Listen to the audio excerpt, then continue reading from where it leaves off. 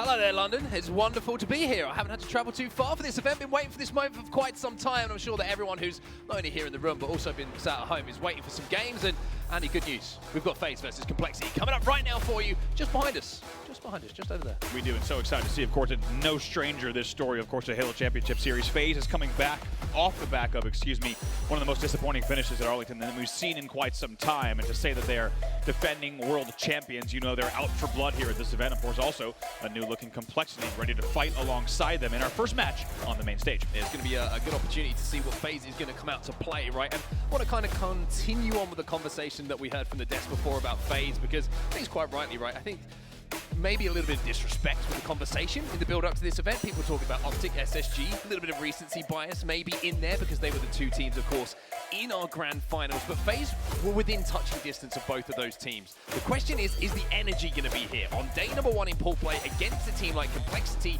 that's going to change that opinion? That's going to show us that they are here to win a title. Yeah, it really is a great series to start the tournament off with, because as you say, FaZe is out for blood. However, it's not going to be an easy series. FaZe on their side really needs to come in this series everything dialed, everything indicating that they are a different roster. On the other side, with the roster changes here, with Spartan on the side of Complexity, they'll be ready to play, and they're also going to try to catch FaZe off guard if they can. Let's not forget, the last time these two teams played, slightly different roster, of course. However, the last time we saw them play in Arlington, it was a FaZe 3-0. Despite FaZe's third place finish. So FaZe still looked good against them in their most recent outing. This is going to be a chance now for Complexity to try to catch FaZe off guard in the first main stage series of the day. And we talk about FaZe looking to maybe answer a few critics after the first performance of the year. Well, you're looking at some of the players on the other side of the stage as well. Spartan's going to be looking to bounce back as one of the main slayers that we love to talk about at the end of the series, as a player who has dominated a series, who has taken over and put the numbers up to put his team into great positions. It was a funny one, right? We talked about what happened in Arlington with Spartan. It was a very unfortunate circumstance, of course, but he's back, he's healthy. Most importantly, I think on this lineup, he just wants to feel comfortable again. And I think with the players that he has surrounding him, he's just able to play his own natural game here, which is where he plays best. Right, and we've seen all sorts of different ebb and flow of success and disappointment, etc. with the RyaNoob Spartan combo as we load into map number one here. King of the Hill Solitude between FaZe and Complexity will be your game number one. Let's get this one underway then. It's going to be interesting to see who gets out to that hot start. We kind of put this series in the bracket of two teams and players and groups of players just looking to prove themselves a little bit, and getting out to a great start in your first pool play game is certainly the way to do that. Eyes, of course, are going to be on the bottom middle hill to start this one off, Andy. I'm interested to know who you want to watch to start. Man, to be honest, on the side of FaZe, I think everyone's going to be looking at that Renegade side. We'll go ahead and kick things off with SnakeBite here, the general, and see what he can do with the squad. And as we said, there is so much pressure on this FaZe side this weekend. Of course, you're defending world champions with their name on the line here. If they were to fail to place within the top two again here, that would be a huge disappointment for this squad. They're looking for nothing short of first place. Grand Finals expectation is what you expect to see from this lineup, this FaZe lineup. For Complexity, maybe the road is going to be a little bit longer this season, but getting out to a good start and proving that you can hang with the best is certainly one that's going to boost that confidence level a little bit here. Spartan's going to get his first kill of the game, and you can see early, just kind of tiptoes in that bottom middle hill are going to go in the way of FaZe. A little bit of time for them, but the numbers certainly not on their side now. Yeah, we'll see what SnakeBite can do here. You see making the loop push, and going to see a Renegade getting taken down. Needs to be a little bit careful. Actually getting pinched here on Light Rifle, getting pushed all the way back into loop as well. So they'll need to reset. It was 2 dead for Complexity, though, so the waiting and the baiting from SnakeBite is going to pay off. Maybe even more. That's another 2 dead. That should give them now an opportunity to push back out. As you said, just a few points on the board here. Well, it's been a really strong start for SnakeBite, no surprise. You know, Wes was giving him all sorts of praise, and rightly so with the type of player he is. But he's had a lot of toys to play with at the start of this one. He got the thrust off Spawn, he's now found himself a Repulse, and he's found himself a Shock Rifle. So he's currently sat at 2-0, hasn't gone to the death screen as yet. And if he continues like this, with these weapons and puts them to use, the FaZe might be a few moments away from maybe capping this first hill. Love the angle and the route here. Needs to be careful. They've already lost 2, though, right now. A momentary man advantage for Complexity. Big responsibility here for SnakeBite. He hits the first shot double. Also a little bit of extra damage now. Let's see if we can continue the challenge against Huss. Avoids the grenade and manages to stay alive. I mean, he's currently sat at 4-0. He's about to go on a killing spree. If he gets one more kill to start the game almost perfectly, you would say. Objective type. This is a great example of what Wes was talking about, right? He's doing objective, he's doing slaying, he's picking up power-ups, he's controlling the map, and he's almost put FaZe 1-0 up. But more importantly here, he's playing his life perfectly as the camo's going to pop. This is unbelievable. Look at this. Might be the killing spree on screen. There yes, indeed. The shot caller himself picks up another one, and now it will only be a dip of the toe. He's going to do it himself as well, and that will be FaZe on the board. An unbelievable clinic from SnakeBite. Take a look at the route that he takes all the way from driveway. He comes up to snipe 2, flanks them there despite losing players, flanks that perfectly, times both pushes, and closes out that first hill. Beautiful stuff from SnakeBite and FaZe. I mean, I saw the perfect medal pop up on his screen, and I don't know if the game was crediting for the shots or just the gameplay, to be honest. It has been the perfect first life from SnakeBite, and FaZe do convert that good play, that solid, consistent play, controlling power-ups and also pickups on the map into that first hill. But now they're going to have to break. Different questions to be answered now as Complexity do have a full setup here in the yard. There's 3 dead there. See exactly what Complexity can do. Here comes the push here from FaZe, and an opportunity with 2 dead. We'll see what FaZe can do in the comp. Let's get into a listening with FaZe. Repulse is going to be up very soon too. Shock's up, Repulse should be up too. Nice.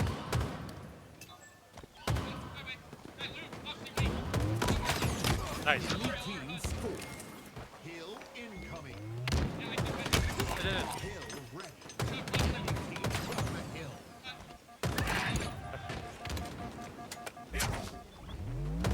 You're loaded. Nice, Thrush should be up soon, I think. Be a rat, Huss. Yeah, you don't have much help yet. Nice. Yo, cam on 20, guys. Cam on 20. Cam on 20, guys. Nice. Cam on 15. Cam on 15. Cam on 15.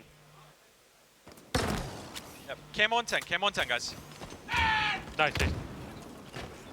Cam on 5. Cam on 5. Cam on 5. Nice. Well, the question was, as we went into the listening, is are FaZe going to be able to break? The answer was no. It's Complexity almost put a perfect hill on the board here.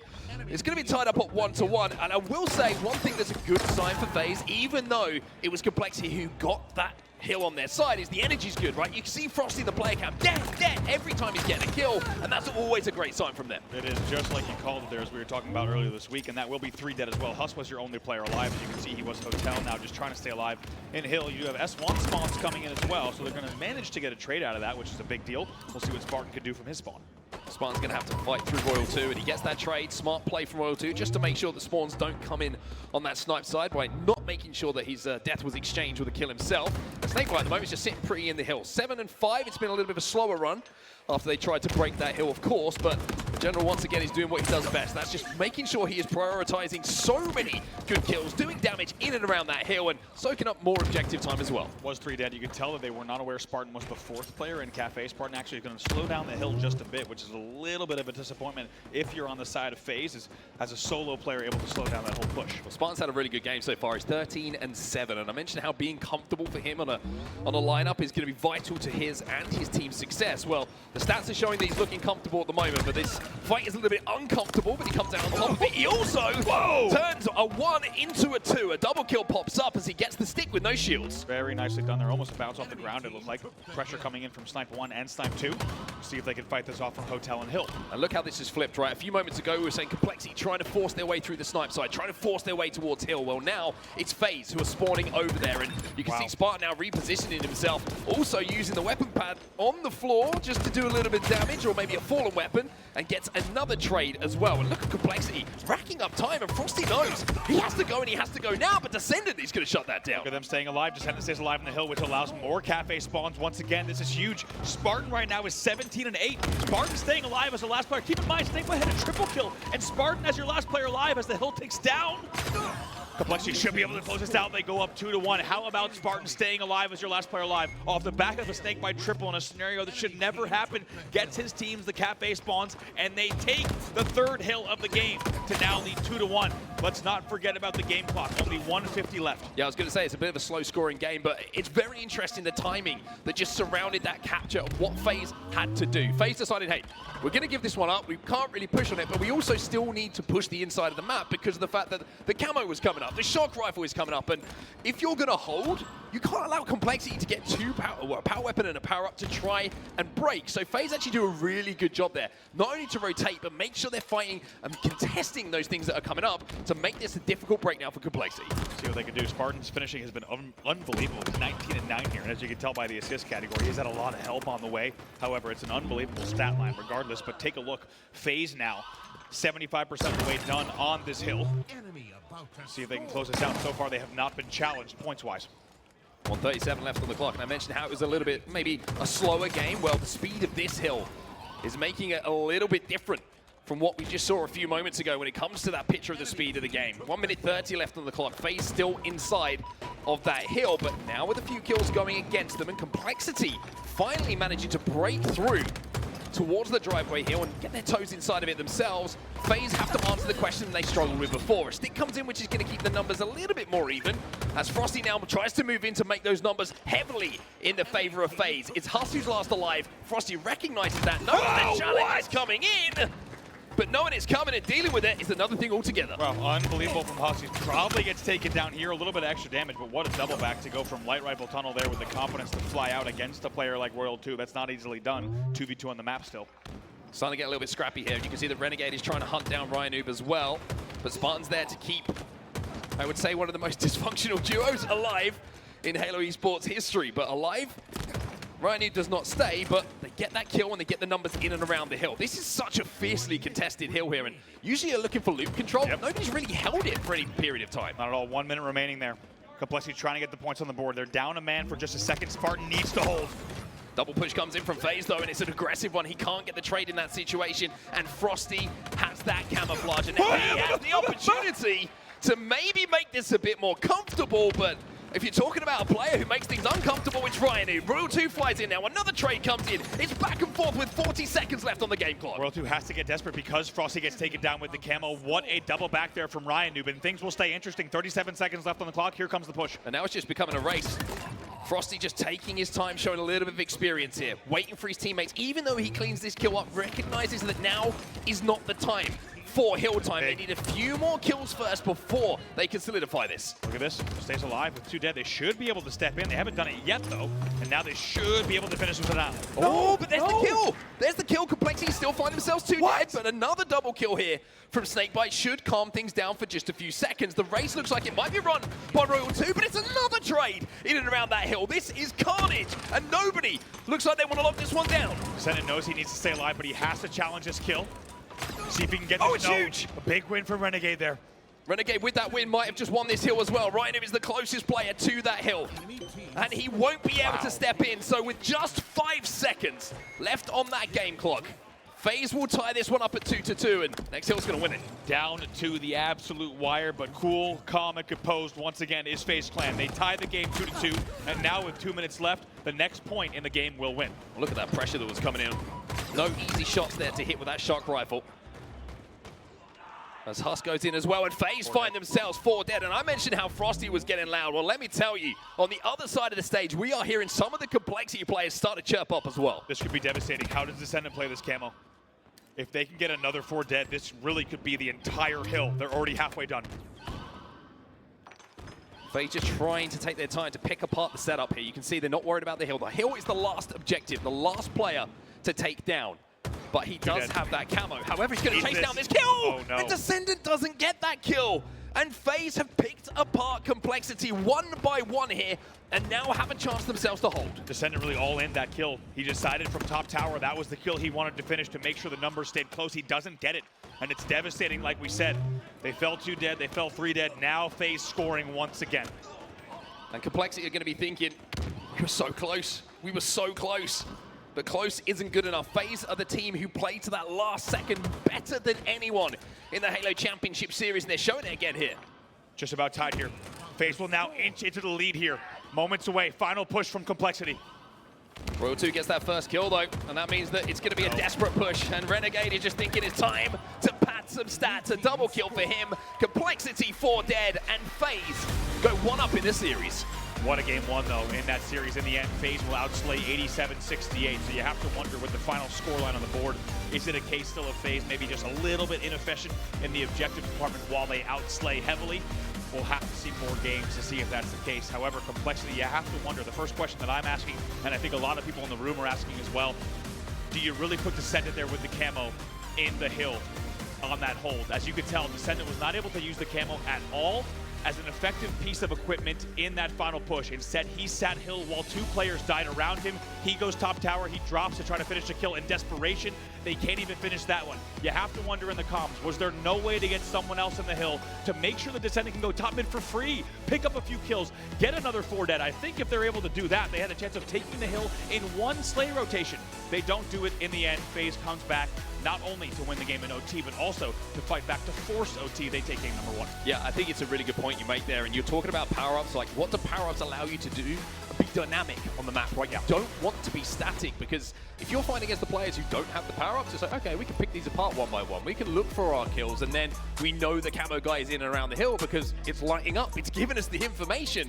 And I think FaZe, they played it perfectly, don't get me wrong. They got players back on the map and were able to work around the map before they challenged that hill. But Descendant being in that position might seem great initially, but I think you're right. The communication has to be there for, hey, you need to step out. Someone needs to take this responsibility. You know, to go and find a kill without getting traded. Yeah, you could even make the argument, maybe he even steps out and just goes tower 3, right? And they don't milk that time for a second just to make sure that they're getting numbers. 3-2 is your final score. FaZe takes game number 1. Taking a look at some stats from that game here. Slayer matchups at HCS Arlington with these 2 teams. FaZe is 6-3 in the end. Complexity just 4-3. As you can see, FaZe with an edge here in the game type without a doubt. It's fascinating that we were looking at Slayers in such depth as well, right? Because I think a lot of the conversation coming into this event is how Slayers win you tournaments. Slayers win you series. There's 2 of them in every single series. That means, you know, if you win both Slayers, win one of the objective game types, right? And you get the job done. And I think you're looking at FaZe there. Historically, they have had series, big series, Halo World Championship series, where they've won both Slayers and just one of the objectives. You look at SSG, how they carved that path to success in the last event. It was based around those Slayers. So for FaZe, those stats look good, but for Complexity, now it's a chance for you to get back in the series with a Slayer win, knowing you might have an advantage come at game 5 if you match up again. Tempo game type, right? The one that you would guarantee that they would win every single time that you saw it. And 3-2 are somewhat surprising for them, but also shows that if they can make those little adjustments, then maybe it's going to be another string they can add back to their bow and push themselves back into that grand final. But game is back underway, and you can see the FaZe have already had a great start here. 7-2 is the score. Yeah, 7-2, of course, now able to restart matches with score lines here, so we will see that in action for the first time. They will be playing to 50 here, so none of the old math that we used to have to do with FaZe playing to 44. We will play this game to 50, and we will be able to resume the score at its exact score line, and from there, we will now see FaZe in the lead 10-4. I feel like the engineering team was like, we cannot let Onset have to keep doing math. It's getting I will say, yeah, our terrible math probably led to this feature. So you're welcome, everyone. Yeah, we're quite proud of that. However, Complexity not too proud of that push, as FaZe will manage to take down 3 players, as Royal 2 will stay alive at the back of the blue silo here. Will get the trade, surprise, surprise. Another player who is just so good at getting trades in situations that you feel like he shouldn't. And at 14-7, they're doubling up at the moment here. Spartan trying to push in to make something happen, and might have just created a little bit of an opening here, but SnakeBite does have that shock and still has 3 shots to play with. Yeah, Spartan somehow just outside the blast radius of that grenade, somehow stays alive from Tower 1, ekes another kill out. As you say, 15-9 now. SnakeBite with the very, very dangerous boomstick in hand. We'll see what he can do with the shock. All 8 players alive on the map, waiting for the push. One thing I love about how FaZe play this game type, when they have the shock rifle, they know that Complexity have to push to get information, right? And that means they're going to peek. And if you peek, in the words of Wes Price, usually these FaZe players will teach. 16-10 is the score, but the pressure is starting to come in, and Complexity doing a really good job of just jiggle peeking around a few angles there, making sure that they weren't going to be easy kills. And now the collapse is starting to come in, but Royal 2 and Renegade picks up the kills, which kind of throw the timing of this flank off for RyaNoob. He's not able to get there to collapse on that damage. In addition to that, nice little burn of the shock as well, coming in from SnakeBite to burn that last shot. As a result here, 22-11, all eyes on bottom middle. Camo coming up again, like you say. And Frosty, with the kills going in the favor of FaZe, just in the build-up to this little passage of play, it should be a very comfortable pickup for him. Does manage to wander in as well with that camo and pick up the beatdown without being traded out. And at 21-13, now is the opportunity to make the play and be dynamic. Here is one. SnakeBite picks up another. RyaNoob sees the camo and decides, I do not want any of this. Very, very nicely done here from Frosty. Uses that shroud so well to just isolate the 1v1 battle, then loops around tower to clean up the kills. However, he might get caught out here, tries to get some help. Nice teamwork here coming in from FaZe. They managed to keep everyone alive on the map, and they're just fine with that here because they're up by 11. And now they can just wait to play around the next one if they want to. This kill lead is so advantageous for them. It's been such a strong position on the map, and especially with Renegade just holding down this shock rifle, it means that FaZe have a lot of freedom to play with. Can't quite connect with the headshot there. Even though the body shot was good, FaZe weren't in a position to actually clean that up, and Frosty now finds himself as last player alive, and Descendant wants him dead. It was a momentary 1v1. It's a nice job from Descendant, and somehow uses both grapples to get in and get out. Very well done. However, it's a long road for Complexity. They still trail by 10. However, starting to make this comeback. Frosty's going to be challenging. And these are the kind of moments where you need to hit the big shot. It has to be a headshot. You cannot let Frosty get away with this kill, because otherwise that's going to happen. It turns into 2. And Descendant, just by narrowly missing a headshot, allows FaZe to just take control over again. It does, and now just like that, they're almost doubling their opponent's score. And what looked like for a moment we might see the game come within about 10 or 8 kills. Instead, now a 12-kill lead here for FaZe once again. However, they do find themselves 3 dead. Royal2 is your last player alive for the squad. And then in the end gets a trade, but I think it's actually a team kill based on the numbers. No, excuse me, Frosty does spawn. He does fly out along, and they will get that kill as well. So now FaZe in a very, very comfortable position where they can just continue to trade. Yeah, this is exactly what I was going to say. I think they've done the heavy lifting in this game to establish this lead, and now it's difficult enough to go 1-for-1 with FaZe when the score is tight, right? When they're just in a position where they know they need to trade the game out, they're going to double up, they're going to make sure that no kill gets away without being traded out. A lot of beatdowns are going to be exchanged between the players. A few sticks, I'm sure, will come in from FaZe because they know they don't have to make too many plays now. It's up to Complexity to get them 3 dead, to get them 4 dead, and when Renegade's already picked up the next power-up in this camo, it's going to become a tougher and tougher task to do. Yeah, this is a terrifying cushion here. Might even pick up another one. He does. Another double kill. 3 dead. Does not trade. They're up 39-27. And to be honest, a team like, here's another one, of course, takes out Spartan. He's running back Hydro, kills everything that happened to pass through that zone. Now they're up 41-28. We didn't have a listen in for that little bit there around back silo with Renegade, but I can tell you exactly what the side of Complexity would have been saying. It's Renegade's back silo, back blue.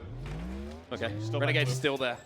Still back. I'm looking for Renegade. Renegade's still there, everyone. See you on respawn. Renegade managed to pick up 3 there with the camo. It's exactly what you want to be doing. And now with that grapple, one thing I love about Renegade is he plays off damage so quickly with it. And if there's no damage, well, he'll 5 you. This one looks a little bit too easy for them. Game number 1 was a lot closer. If you're just joining us here, now a 13-kill lead for FaZe in this game number 2. Let's not forget, as we said, the last time these 2 teams met each other in Arlington, it was a 3-0. FaZe is looking to set up the series in a similar way. 5 to go. Royal2 is going to be able to lock down all of the pipes with this shock rifle as well. This is fresh off the rack, so a lot of ammo to play with for him. Another trade here for FaZe is good. It brings him within 4 kills now of closing things out.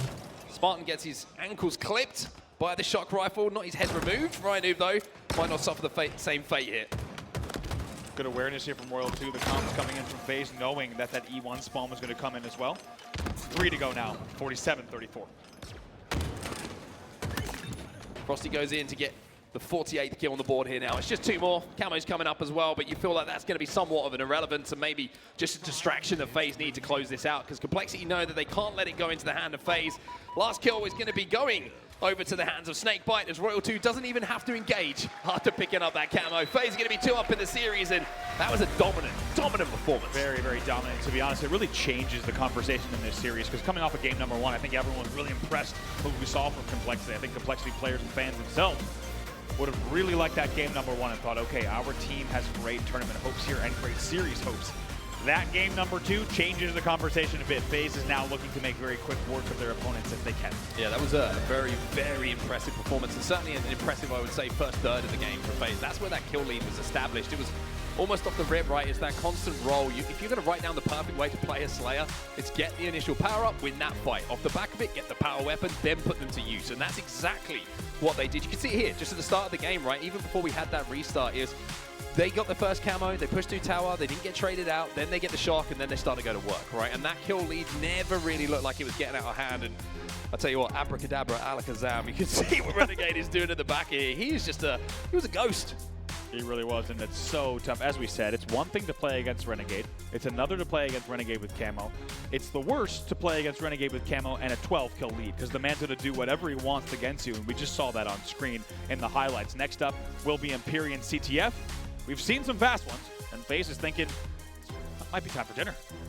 Well, hopefully they get too far ahead of themselves now. I think complexity, one thing they'll be looking at on this game type is, yes, it can be quick if things really start to go against you, but it also is a game type where you can get a little bit of a footing in the series, right? Because if you get a rocket, you get overshield, sniper rifle, whatever it is, it just slows the passage of play, slows the pace of play down just a little bit more than if you don't have them yourself. But like you said, quite rightly, if that goes the other way, if FaZe get everything off the rip, it's not just one cap you've got to start to worry about with a team that's that efficient. Right. It could become two.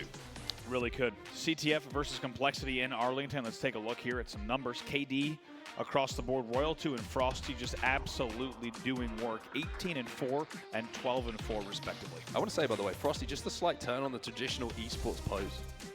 It's added another level to it. Some ink on display as well. A little bit of flavor to that. Maybe that's the new. I think this should be the new go-to. I like this.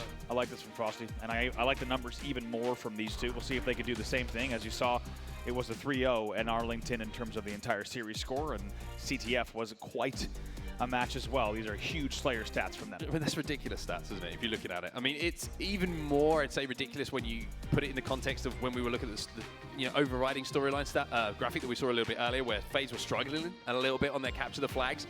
Then you look at them versus Complexity, and you're looking at kills per minute, 4.5 for Royal2, 3 kills per minute for Frosty. It just means they're constantly engaging, constantly putting the pressure on, and constantly putting in great positions. I think if you're getting that many kills per minute, it means you're not just winning your 1v1s, it's what you do off the back of it, what you react to first from the communication coming in from your teammates, and that shows a well-oiled machine. And really also, how important is that on a game type like Empyrean CTF, right? You need to always be thinking 1 to 2 spawns ahead minimum on this game type. So when we talk about kills per minute, it could never be more important. Guess what? When you get a kill on Sword, congratulations. Now you need to push Courtyard. You got a kill there? Awesome. You better lift, and there's more kills to be done, right? Wonderful. Yeah, exactly. Truly We're so happy you're here. Make sure you get a few kills on the flag while you're here, and as you start to run the flag, you're going to need to do that twice more, by the way. So these teams and these players need to be thinking 1 step ahead every single time, if not 2 or 3 steps ahead, as they look to run these flags. And as you saw by the numbers, FaZe is a team that is going to be well equipped to do so. Yeah, it's going to be a lot of fun as well. We've seen some real highlight clips from a lot of the players on this main stage when it comes to create those openings with the sniper rifle in and around Sword or whatever it might be to get that little bit of space on the map that you need. And I think one thing that we've seen on Empyrean CTF is with the movement and the difference in movement with the G-slides being able to get across the map very quickly, it's no longer just a long-haul green-dominated run. You can run it across the plat to green. You can get under bridge if you hit that G-slide very, very quickly. And you can get across the map. The reason it was run traditionally down green and long is because it was the quickest route to go, right? But instead now with the G-slides and the ability to move so quickly, you can get across the snipe side very, very quickly. Yeah. And if you've got someone in Sword who's good enough to kill those spawners in the courtyard, it's a free run. It really is, and I think you bring up a great point, because due to the speed of Halo Infinite, you can make decisions that Halo 3 and even Reach would have never afforded you, right, in terms of this game type. You can instead hit the right slides, hit the right movement, where you can get back over to plat, get back over to green, and start to kill people spawning in the walls, people spawning on the first BR. As you say, you can get a little more creative if you can hit the movement tech that you need to in order to get the kills across the map. So it's going to be a real treat here, of course, because we have some Halo 3 veterans on the stage. You think of players like RyaNoob and Spartan, right, going up against these FaZe players, of course, veterans across the board.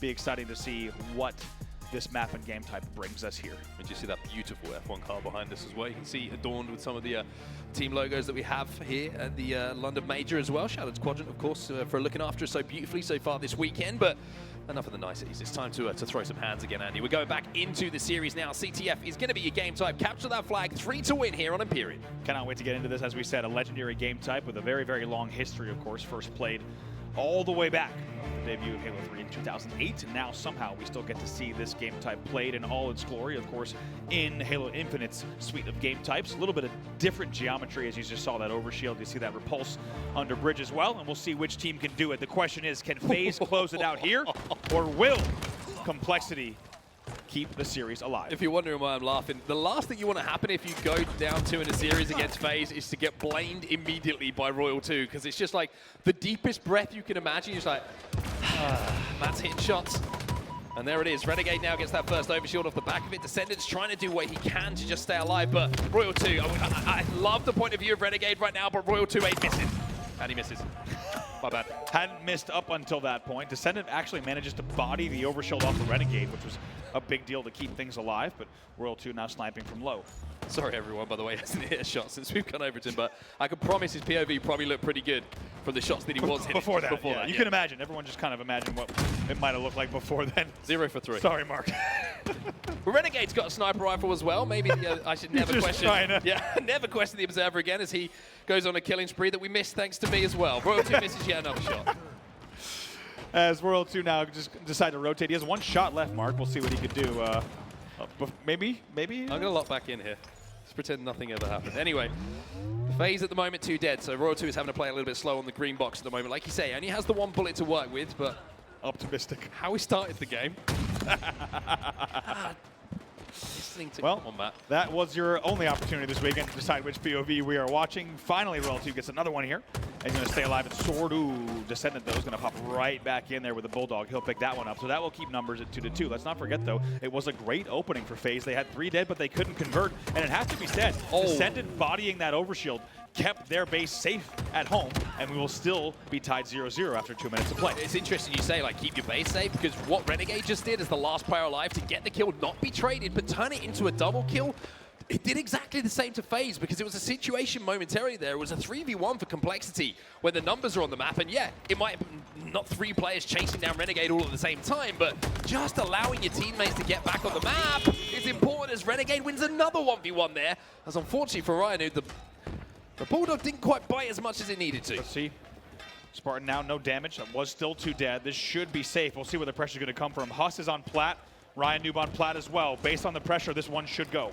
One thing I do love is how they're Sherpa in this back, though. Descendant sees the overextension on the tower. Spartan gets the rockets. It's great prioritization. They will get the touch on this one to take it back home, but they also need to get the re. They do exactly that, and there is life here for Complexity. Really good composure. Renegade is 9-4, and somehow against that, Complexity still gets the first flag in. And even though, as you said, they absolutely get ripped and blamed off the opening, it looked like it could have been a fast one. Instead, Complexity plays the next 3 minutes very, very well, picking up even more kills. I like this play from Spartan. Grab the kill, go ahead and double back. 3 rocket on the snipe as well. Get some great comms to make sure that their snipe stays at home. Renegade in the end wins that one, but it was good shots from Spartan.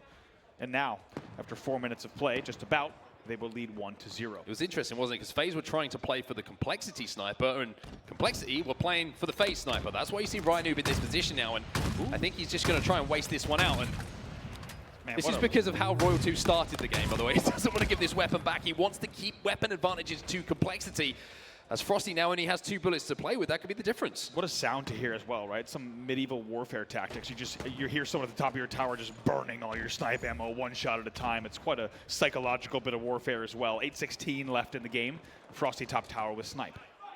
Waiting for some openings as well. You can see Frosty's recognizing that his teammates aren't in positions to watch his side of the map, so he's got to do it himself. Huss is going to challenge aggressively. Royal 2 did get that Complexity sniper though, so Frosty now has a little bit of a free reign to move around, but Descendant shuts it down. Now Frosty's got to be careful and watch his back. 2v2 on the map, and this is an interesting battle there. Bulldog repulse up against the snipe, and somehow Frosty, in the end, comes out on top, also steals away both the repulse and the Bulldog.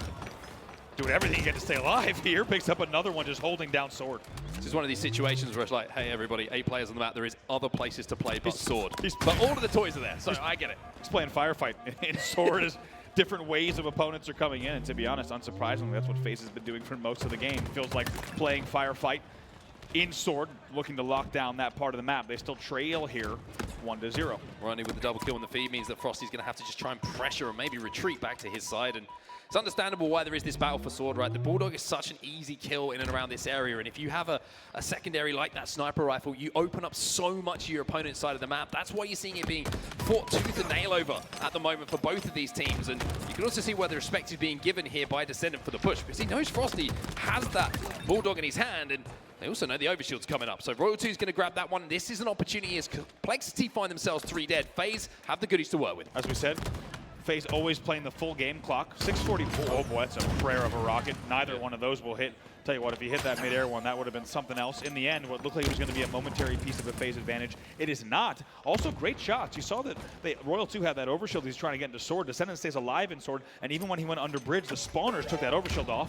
Regardless, though, despite being 2 dead earlier, Frosty's going to start a run. Yeah, Frosty's starting this run because he knows he's the only player on the complexity side of the map. His teammates are kind of being farmed a little bit on his side, so he's looking for an opportunity to maybe work with SnakeBite, who's going to overextend, just to force this flag back and maybe force complexity to turn around and make some decisions. Ooh, did not know someone was long haul. The flag, though, will stay. 2v2 on the map. Well, it's 2 dead at the moment, and you can see FaZe, they're trying to push up on the high side to think about getting this touch. On the other side of the map, though, complexity are thinking about playing for that sniper rifle to try and shut it down. Now, can anyone get a touch? The answer is no, but Frosty did enough by just getting that flag out to force complexity to make a decision. They couldn't all in on a FaZe flag themselves. They had to make sure that one went home. Renegade was sniped now. Was watching snipe one. However, he will rotate as that snipe will be grabbed. So there will be a sniper battle underway momentarily. Interesting there that Frosty unfortunately got the flag caught on the needle ledge, the top of needles just before you get in.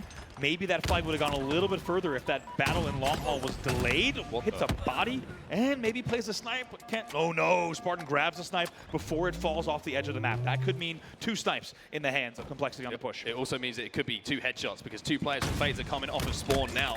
And if he can line up these shots, then Spartan's good enough to hit him. However, pressure from behind from Royal 2 makes sure that that's not going to be the case. Turns it into a triple kill himself. Clears out his side of the map almost by himself. And now he's looking to line one up on RyaNoob. But RyaNoob is, of all the players, the one not to give you the opportunity for the OV. But Royal 2 says, I'll take someone else down. I was going to say, RyaNoob's been there way too many times before. Sparty is 1 hit on the cuts. We'll see if Frosty can clean this one up. Should be able to do so. It's a good battle, though, coming out of Spartan to make sure that Frosty, the flag runner, is no shields, but not enough, as the flag carrier will have his shields returned. Now a second chance at this run. Big kills coming in from complexity, though, because they were momentarily 3 dead there. Yep. SnakeBite is now the last alive on their side of the map. Royal 2's trying to support from in and around the sword himself, but SnakeBite's just trying to buy time, because I think the FaZe spawns, they're going to be too far away from him to really make something happen, but by dragging the attention away, now Royal 2 has got the overshield, but RyaNoob, he gets the rockets and shuts it down. Look at the rocket counter. That's the second time we've seen a FaZe overshield grab that for a moment looked like it was going to be pretty promising. Second time in a row it's shut down. 3 dead, though, for complexity. Descendant is your first player alive. He's dead as well now. RyaNoob is off of this bad spawn rotation here. What can they do? Respawns are now coming in. Interesting to see if FaZe just waited a second to allow all players to spawn together, hoping for a squad spawn where they could take advantage, flood in, but instead it's going to be Huss! Oh my, that cannot happen. Those hips did things that are illegal in many places in London. Wow.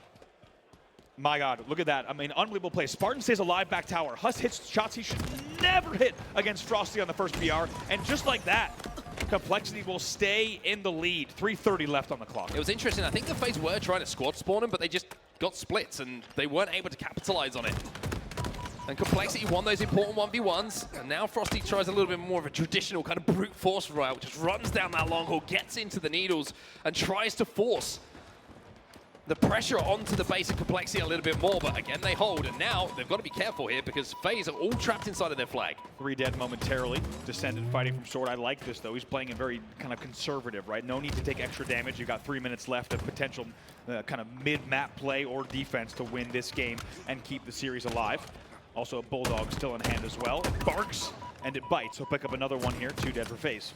Frosty trying to clean that up. Should be able to. That grenade should do the work, but no, it doesn't quite get the kill. But Renegade is the player to watch as far as a flag moving, as Frosty can't quite Huss goes the wrong way with these shots, which is a little bit uncharacteristic. We haven't really seen anyone pop off with that sniper rifle in their hand so far that creates those openings that you need. Bodies, I believe, Renegade, your flag runner. However, the flag was grabbed quick. Let's see if there's 2 players over there.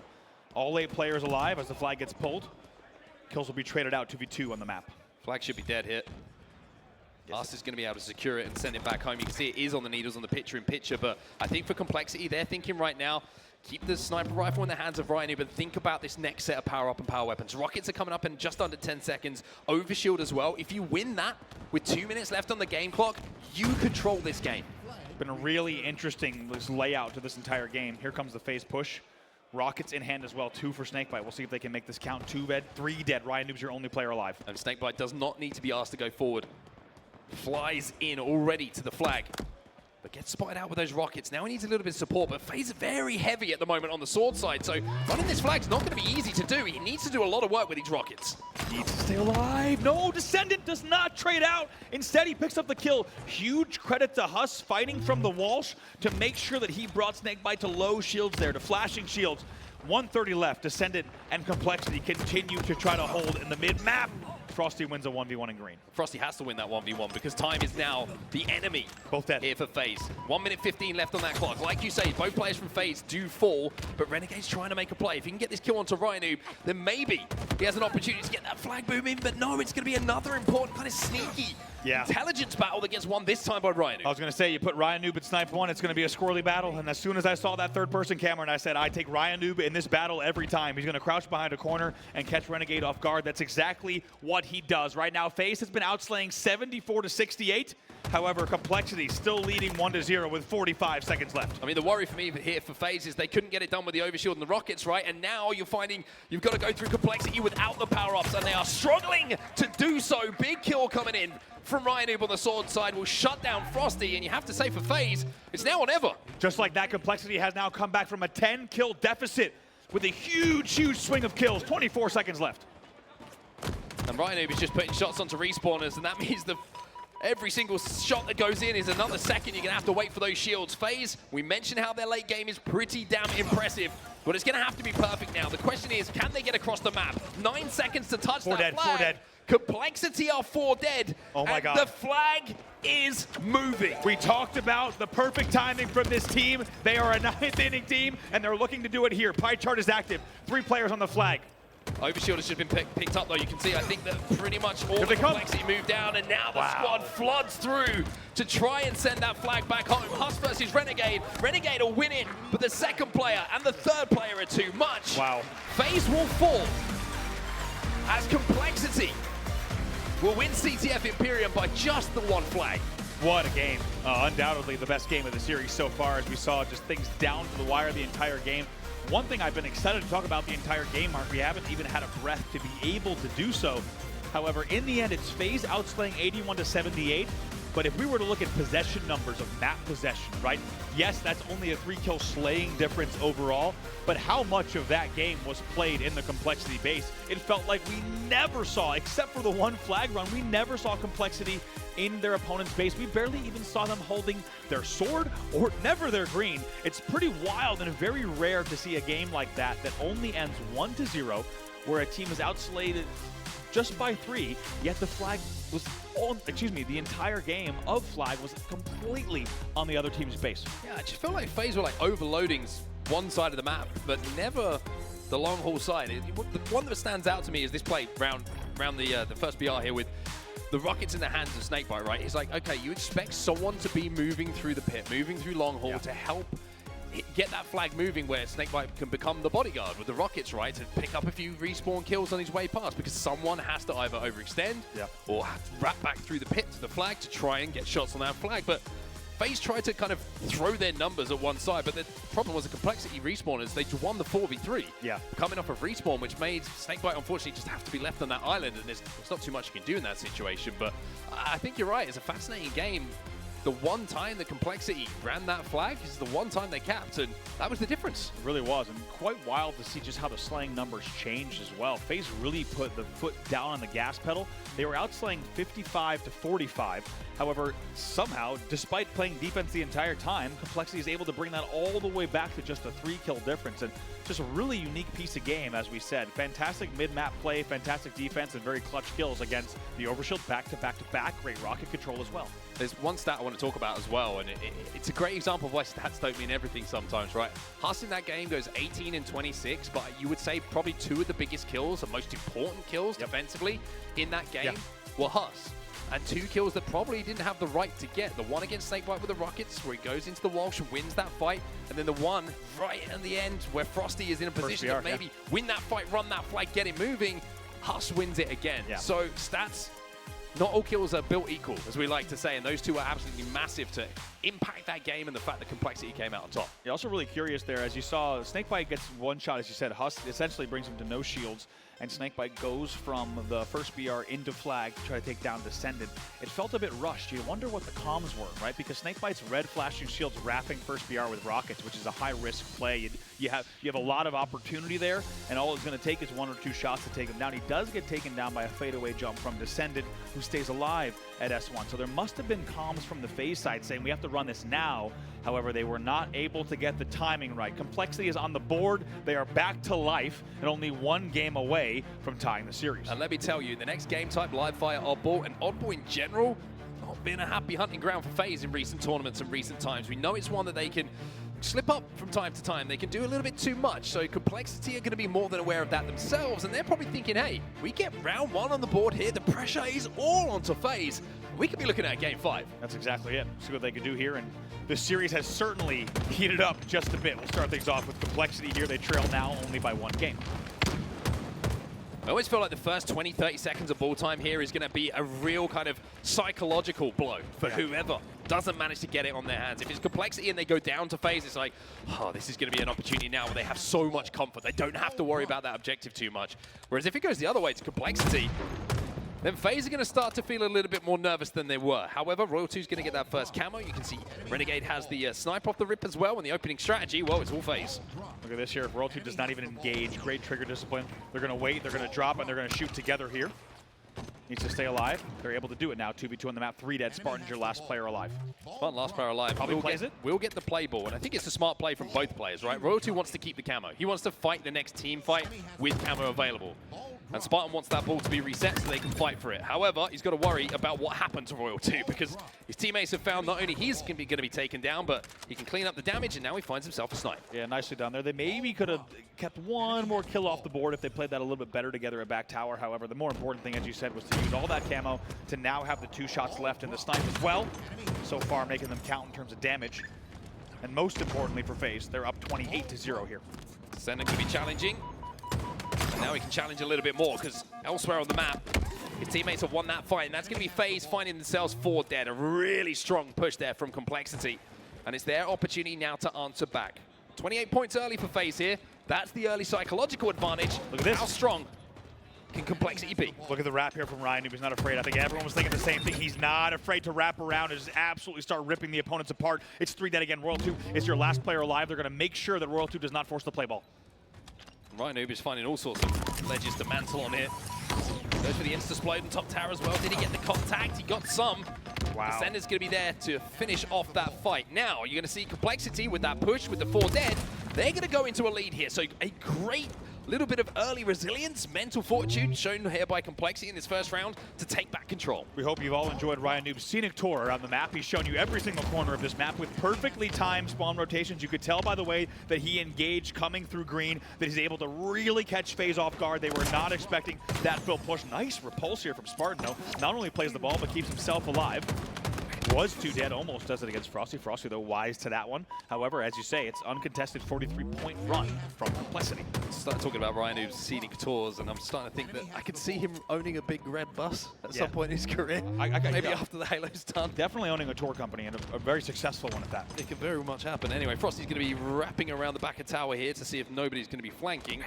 As FaZe do have momentary control of the oddball again. A little bit transitional, the setup, but it's enough to get them back into that lead. But SnakeBite last alive with a sniper coming up top middle. And Descendant cutting off the rotate as well for the play ball. It's a perfect setup here in Spartan. Hey! Line them up and knock them down. 4 dead. Spartan knows they're spawning green. He's going to wrap all the way back, and it's really good movement, really good composure and angles that are coming in from Complexity in this round. They now lead by over 10. Opportunity to hit this shot, can't quite connect though. But look how efficient that rotate has been. They've got it all the way back to the tower and into a position for an easy play ball. Should it be needed, and it will be needed. They do play that ball off the back, but it's 66 points to 46. It's a 20-point advantage now. And FaZe under a little bit of pressure here. RyaNoob was a priority kill. They do very well to make sure they take down RyaNoob before they needed to grab that ball. If he had stayed alive there on scoreboard and key door, that could have been a real pain in their backside here. SnakeBite stays alive. Trying to do a lot of damage, everything he can do against scoreboard and players in cuts. 3 dead though. Royal2 is your last player alive on sandbags. Royal2 kind of evens things up. It's a 1v1 now. Huss versus Royal2. And Huss is going to scarper away here, but Renegade's going to be there to cut him down. The repulse is going to be picked up as well, two to play with here for Royal 2, and that's why you can see him getting a little bit aggressive, because he knows if anyone tries to melee, if anyone tries to cause problems, he's got escape route, but RyaNoob, he knows his angles. Yeah, really good angle there. Renegade is your last player alive. They know they need to push out. Renegade trying to get some sort of play ball going here. However, the pressure is very good from RyaNoob coming in. He had a little bit of help as well with those grenades, and he's going to try to stay alive on the dummy cut push. Respawn's coming in from FaZe back tower. They're trying to flood through here. A lot of damage being done by Frosty. The question is, will it be cleaned up? Will those bits of damage from the grenade be enough to turn them into kills? And the answer is yes, momentarily. However, look at the complexity. They are making this so scrappy. And SnakeBite just decides, hey, we need to get this oddball out here. Descendant, last player alive, wins that battle very nicely. However, as you said, FaZe's rotation is very nice. And just like that, after the tosses conclude, they should go into a momentary lead. Should. However, they've got to get that lead and work for it, and they will go into that lead. QT's going to be picked up by Renegade as well, so now he's got the opportunity just to go off the leash a little bit more. There's one kill. Doesn't get traded out himself and gives the information to his teammates that he's done damage onto Descendant as well. Now turns his attention back to that oddball. FaZe are closing in on a first round win here, but they're going to be forced to play ball. Interesting forced play ball. He never QT's back. You have to think Nest probably would have been clear in that scenario, or the Nest boxes are at least worth a shot on the QT. He plays it and is not going to execute there. It was 4 dead momentarily. Renegade, your first spawner, along with Frosty here. They're going to be scoreboard and power up, but they're going to be taken down right away. It's still 3 dead for FaZe. Now, where are the spawns? That's the question. It looks like back tower is the answer. FaZe now trying to get 4 players back onto the map, but Complexity will not have a better chance this game, having put FaZe onto a staggered spawn to turn this into a round victory. 2 minutes 11 left on the game clock, but most importantly, Complexity have turned this game in their favor. Descendant knows he needs to fight. Not going to be easy here. It's a 2v1 push. Trade comes in. Descendant's going to be very happy with that. It keeps things, numbers in favor of Complexity. SnakeBite knows he needs to stay alive here and fight from window. SnakeBite needs to trade in this situation at least. Huss is trying to hunt him down, and Huss will win that fight. Royal 2 elsewhere gets a kill. It's 3v3 on the map, but look at where FaZe are in comparison to this oddball. This is the last push. Enemy has the ball. Starts to rotate play ball because the pressure was coming here from Royal 2.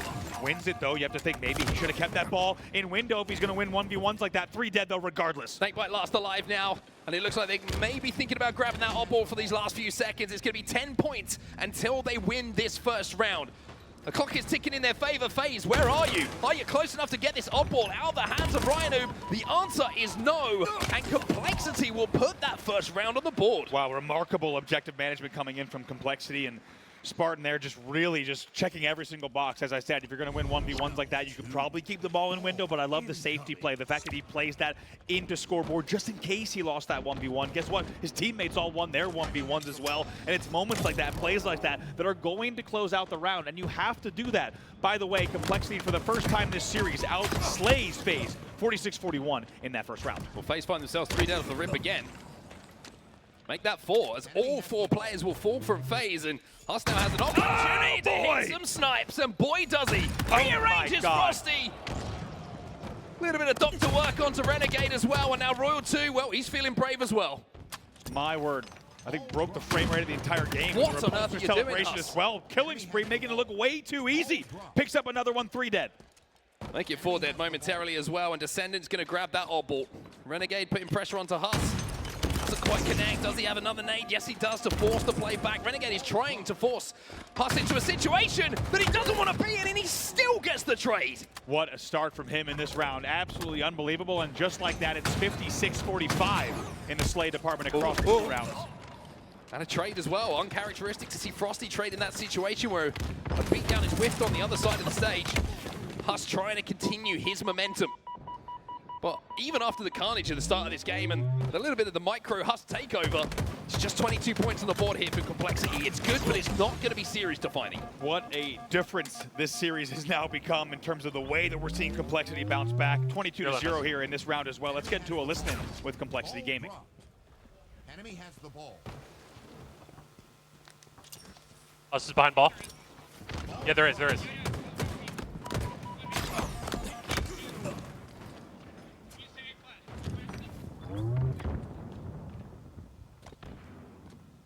Enemy has the ball.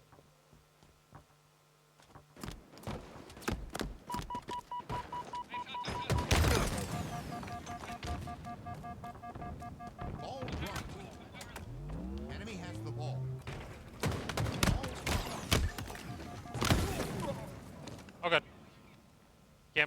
Camo and 15. Enemy has the Yep, ball. camo and 15. Ball dropped. Ball dropped.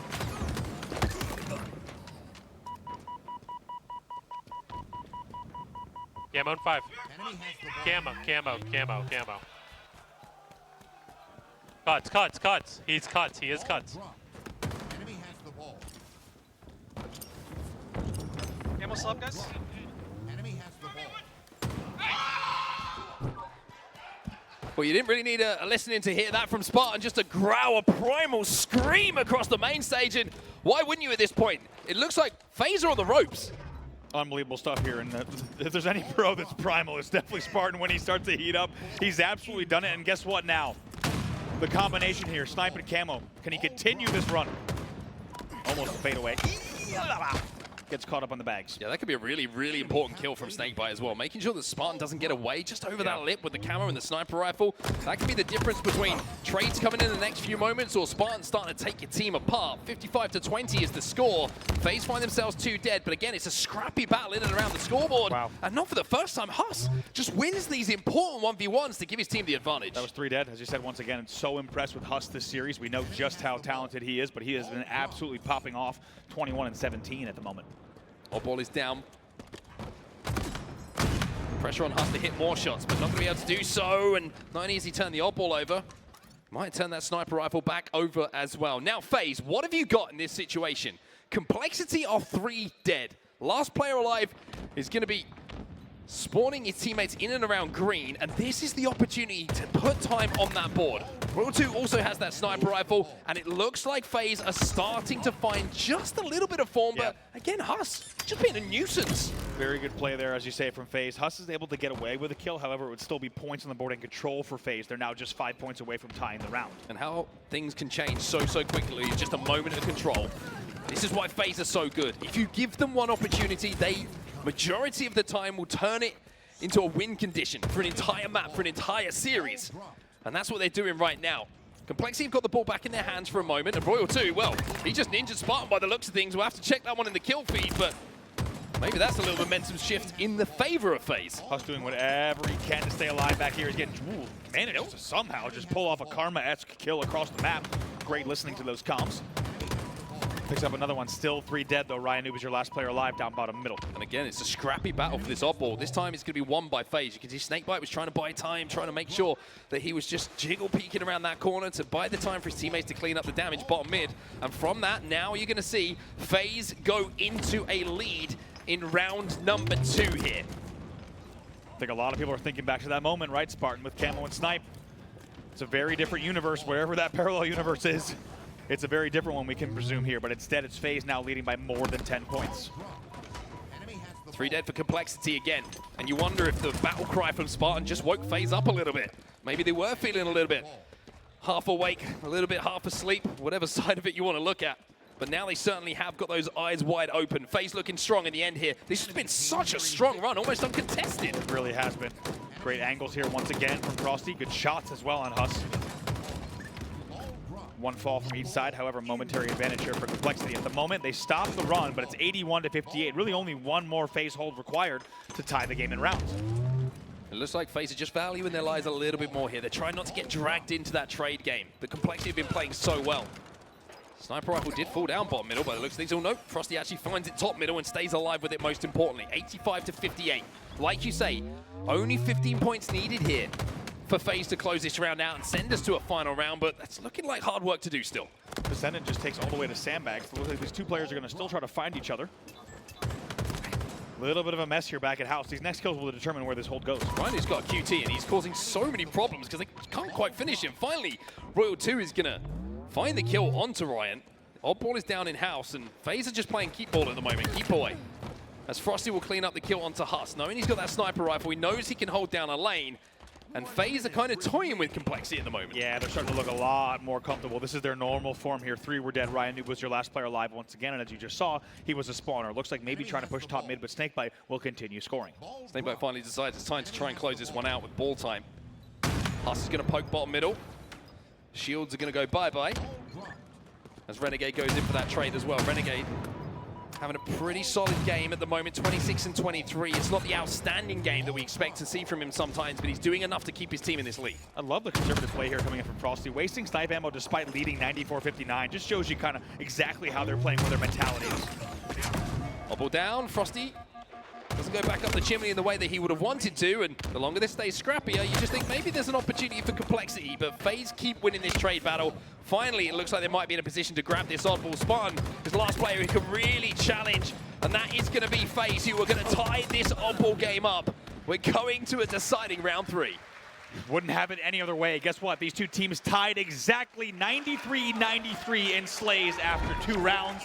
This series has proved to be a fantastic one already. We're already into our round number 3. Next round will win the game. Of course, if it's FaZe, that will be the end of the series. If it's complexity, we will force a game number 5. I gotta say, in that last round, it really felt like FaZe finally found the pace. And not only of that they wanted to play, but also the pace that complexity were trying to play. They have adjusted so well in that second round, and that's why you saw so much more control. Wild series of events there at top tower. Huss was your last player alive, however, he'll be taken down, which means a momentary 2 dead off of your 2 spawners coming in for the side of complexity. World 2 doing everything he can to stay alive on C-Box. However, Descendant with a very nice nade. Let's see what SnakeBite could do with the camo snipe. Oh! Okay, that's what the man can do. There's your answer, and this is what the difference could have been, right? SnakeBite was the player who took down Spartan with that camo snipe in the last round, and that was what gave FaZe that advantage, because this is what can happen. In the end, Spartan will get a play ball, try to fight a 1v1, and he actually isolates the 1v1 very nicely in dummies, and now SnakeBite still has to deal with him. Oh, boys down bottom middle, Spartan. No problem. That's what we call an enforced sleep. RyaNoob going to be challenging top middle as well. Does have a repulse still to play with here. RyaNoob is trying to challenge, but SnakeBite is winning everything. Finally, Huss will slow down this run as he sits at 25 and 23, SnakeBite, after the end of that life. Renegade now gets that ball out back towards his teammates, and with 2 dead for complexity here, you would expect a little bit more of a lead to establish here for FaZe. Yeah, even though it's only a 13-point lead or so on the board, those kills are big momentum boost. SnakeBite is doing it all on his side of the map. Just like that, they will now start to outslay 104 to 100 overall across the game, but you gotta feel like kills like that are big momentum boosts for the side of FaZe. Leading now by 21 in your 3rd round. And after that run as well, SnakeBite not only in the positive, as you would expect, he's got more than double the next teammate on FaZe as far as objective time as well. So we say it a lot, but he's still doing it all at this point as Huss finally breaks this tower side setup for FaZe, and it's been strong for them so far. Complexity now need to take advantage of this. Need to get the numbers back on their side, and Huss is trying to do exactly that. It really is a great call out. I mean, how much respect can you give to SnakeBite? You look across his numbers, they look great. And as you said, you look at the objective category, and it's absolutely insane. 114 points of ball time on top of the stats that you see on your screen. We'll see what Huss can do here from dummies. You can see Huss is kind of stuck between making a decision here, right? He wants to play for that camo that's coming up, but he also wants to be in a position where he can help his teammates out if the play does become forced. Oh my god. And I'm pretty sure that SnakeBite had that camo, but he doesn't anymore. No, I think Oversoul is going to be down there. We'll have to see exactly how it's going to be played. Unbelievable. We'll see if it's still going to be available. It looks like the power-up might have just fallen, so we'll keep a very close eye on that. But Huss with unbelievable timing between the drop slide and the repulse and the spike.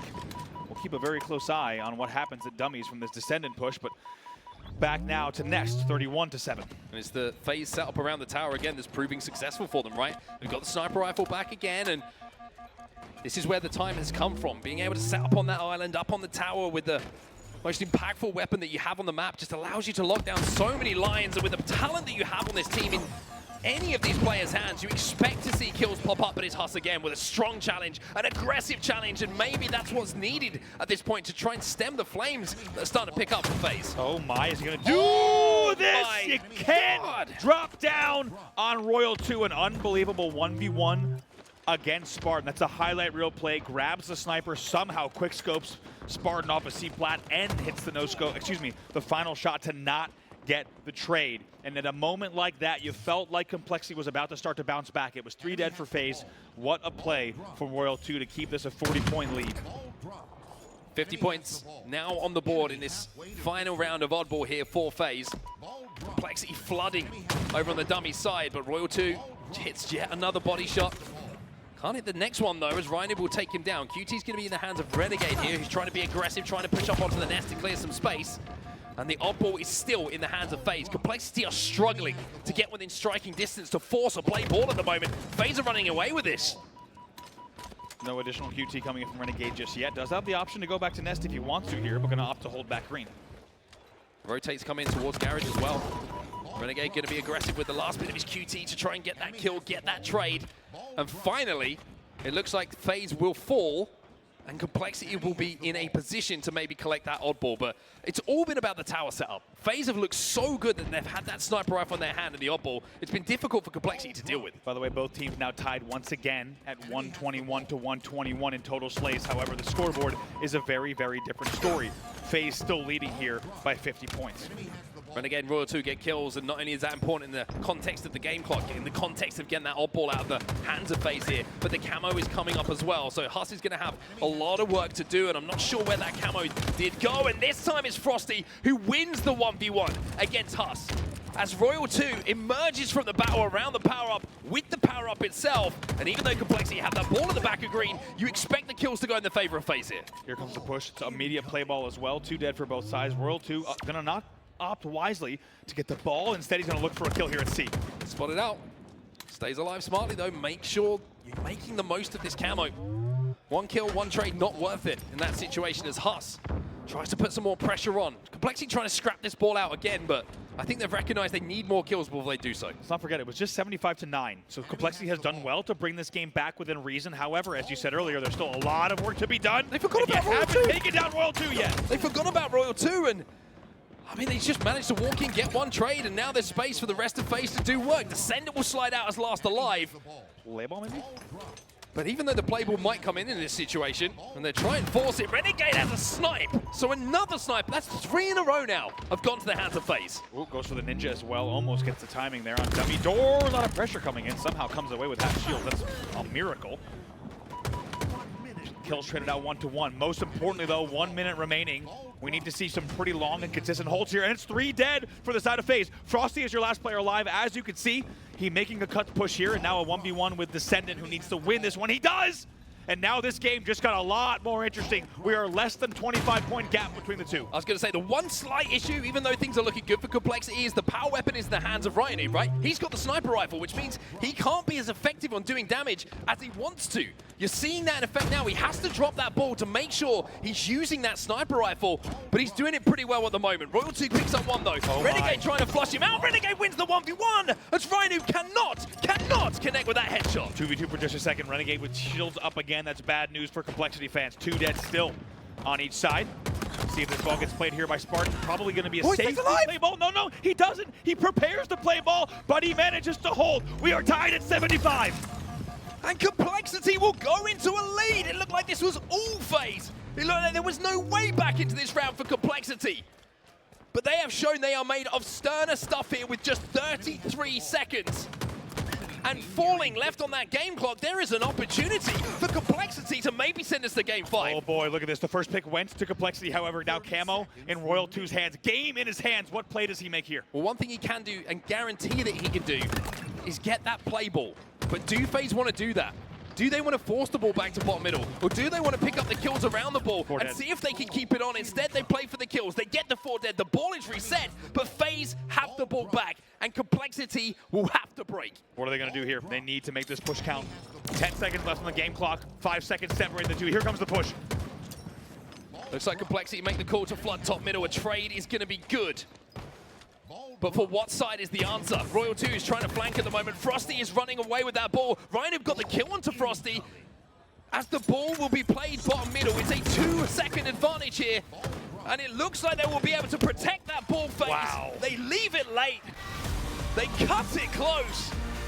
But FaZe will win the series. Whew. What a piece of game management coming in at the end. The double spike with 3 seconds left on bottom middle to ensure any ball carrier would be eviscerated by those 2 grenades.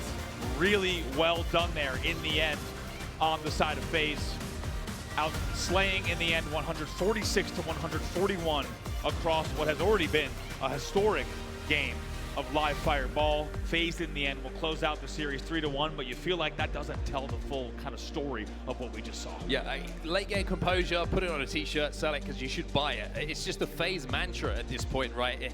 They leave it late, but the late game decision making and the timing, the recognition of how much time they have to make plays is so good in those moments. And even though it was an amazing comeback in that round number 3 from Complexity, it just wasn't enough. And as you look at your series score right now, you can see that FaZe, they will claim it at 3-1, but some of those games were incredibly close. They absolutely were, and this was a series to remember, to be honest. We were excited to see what FaZe is going to bring, and I think this was really for both sides. For FaZe, I think fans on that side are going to be really optimistic about the rest of this tournament. I think Complexity, a lot to be proud of from that series, and a lot more tournament play, undoubtedly, to look forward to. Yeah, a lot of work for Complexity to do, of course, moving forward, but like quite rightly say, very good signs for them.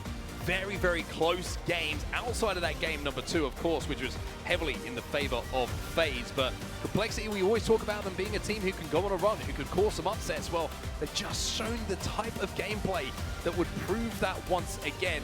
But the question still remains for them, Andy. How do they get over the hump of beating one of these big 3? That really is the question for them, and a lot more tournament play luckily to come. I think this was really for us, not only on the first series of the main stage, but just for everyone here in the room as well. A great way to kick off this event, and just a reminder that things in Halo Infinite have really never been closer. Yeah, it's a really good point. And you're looking at FaZe here, you're looking at the answer to the question that we were trying to make, and are they going to look a little bit flat? Are they going to look like a championship winning team? Well, they're showing those championship winning moments in those final few games that we saw. So FaZe looking very strong, and FaZe looking like the team to beat. They certainly are. Hello, Mark. Hello. How are you? I'm very well. How are you? You're not Andy. No, actually, we just evolved. Oh, it's good to have you lot. How are you? I'm very well. How did you find that series? It was stressful, to say the least, to commentate. It was stressful, but I do think just nice to see some signs of life from Complexity. Although screaming across the stage didn't quite have the desired effect, I feel like, for the series and how they meant to go on in that oddball, unfortunately, especially in that second round here. But yeah, it was a nail-biter at certain moments and aspects, and I'm excited to see what Complexity kind of do with the rest of their tournament run here as I say goodbye to Onset and Bravo. Thank you so much for that wonderful commentary here. We're looking back at some of the highlights now. And of course, FaZe just really doing FaZe things. Take a little bit of time to wake up sometimes. Their alarm clocks are a little late, often, at some of these lands. But when they do wake up and they ice up and clutch up, it is the plays that you want to see, and they always somehow get it done. They have it up their sleeve, and as we say hi to Clutch and Tony back on the desk, gents, what a great series. I think for so many different reasons, but it was nice to see, I think, a different page out of FaZe's book, especially in an oddball, because oddball recently for them hasn't been their strongest suit. Were you happy with what you saw from the FaZe boys? Honestly, no. I think they should have been a little bit more efficient, but they still got the job done. Complexity was actually a very surprising feat throughout this series. I think that they played better than I expected, especially against the likes of FaZe. They gave themselves a lot of opportunity in this series. They're going to be kicking themselves for not being able to push it to a Game 5. That all-ball game was as close as it could have been, especially after the lead that FaZe blew open the door with in round 3. But Game 1 was another winnable game for Complexity. I felt that they let slip through their hands. It was a 3-1. The scoreline's a little misleading with the graphic there, but Complexity should have probably forced that to a Game 5. FaZe started a little bit slower than what I would have liked.